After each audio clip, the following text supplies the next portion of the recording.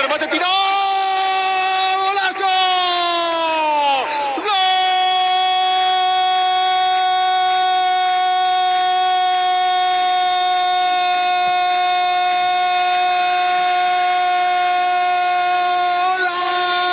¡Golazo de Guaraní! Florentín, tenés un misil en la pierna zurda, Florentín, lo dejaron venir.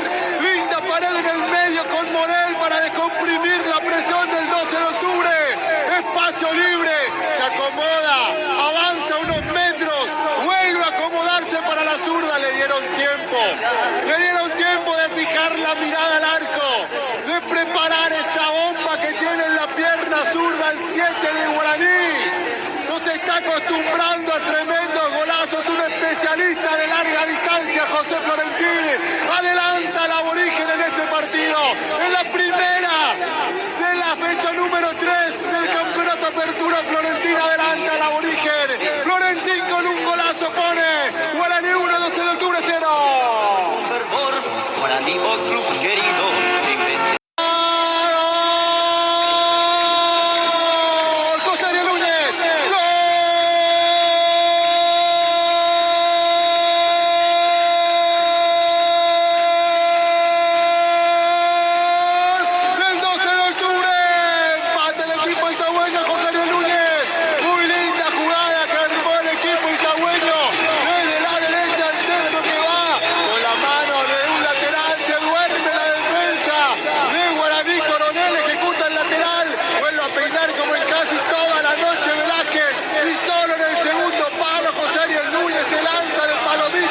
Ante la atenta mirada de Benítez, entre Benítez y Villalba, allí apareció Núñez, sorprende a todos para anotar el empate en el partido. Igual en las secciones el 12 de octubre, José Ariel Núñez pone Guaraní 1, 12 de octubre 1.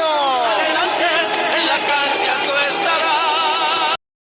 Lateral centro, que termina sacando Ramón Coronel, peina, anticipa en el primer palo Pablo Velázquez y se mete por detrás del lateral derecho Villalba. José Ariel Núñez se tira de palomita al techo del arco, imposible para Gaspar Servio, y era de esta forma, sorprendiendo de un lateral, de una carambola, lo concreto que en los últimos 10 minutos. Izquierda, retrocede, la pelota no avanzó, ahora para Maciel, nuevamente para Benítez en la peinada.